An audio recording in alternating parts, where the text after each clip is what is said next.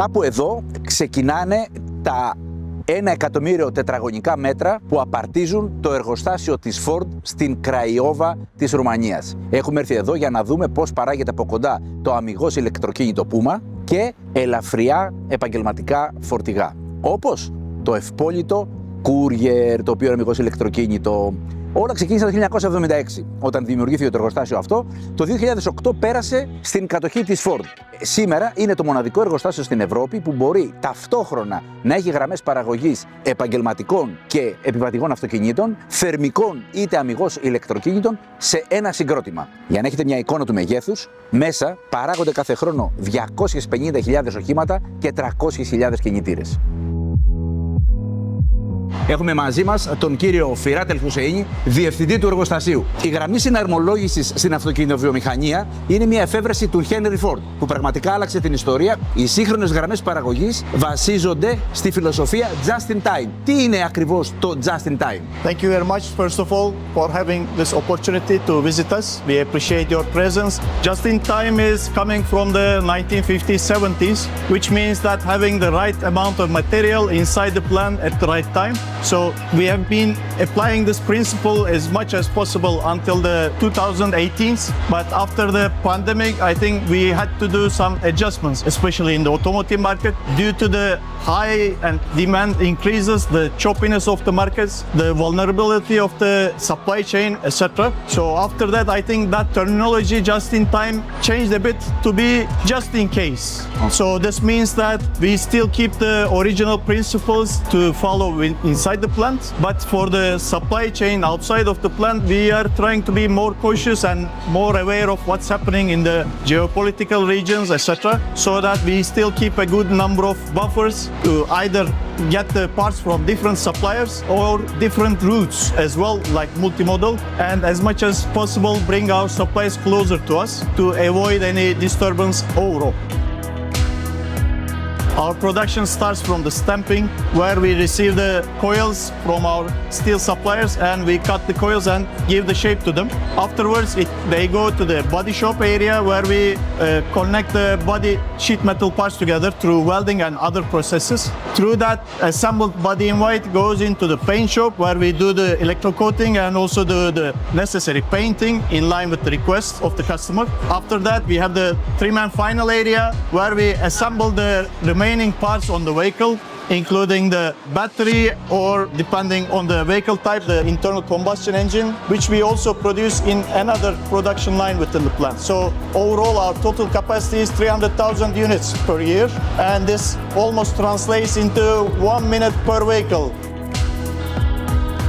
Production is a living environment, so it's an organism with its own dynamics day to day. Our production can be stopped in case of especially safety, quality, and other equipment breakdown related cases. Of course, these can be appearing day to day in our day-to-day business. However, the number of occurrences are pretty low, and we have our own contingency plans to address these. As of beginning of last year, until that time, we have been producing only passenger vehicles. At the beginning of last year, we have implemented our light commercial vehicle series. But again, beginning of this year, in the first quarter, we have launched our full electric versions of the same products, and we are now able to produce all of these derivatives throughout the same production lines with the higher efficiency and optimal production. So of course, having a battery vehicle is a quite different, let's say, animal when we compare with the internal combustion engine vehicles. Battery itself requires extreme spatial care and requires a different set of technical skills. That's how we have been training our people accordingly to be able to handle the high voltage. And also on the assembly line, the decking process for batteries a bit different.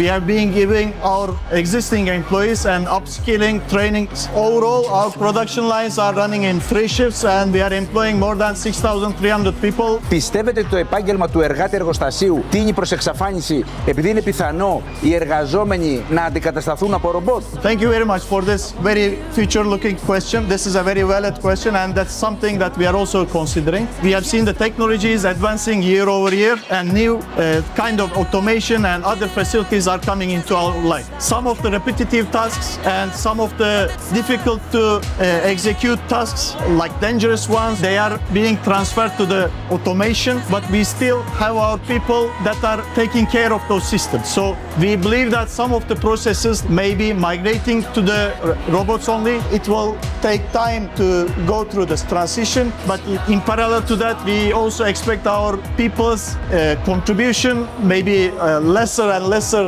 on the arm power, but more and more on the brain power. There are some safety related controls that we execute on every single vehicle, and most of these are already being handled by the automation system, so we want to leave no room for the human error. There are also some other tests that we do. Any vehicle that comes out of the line is being driven by a person through a smaller test track to see if everything is really feeling okay in terms of customer's perspective. And finally, we also do some kind of sampling tests that we pick up from every bits of the production in every area and handle those accordingly.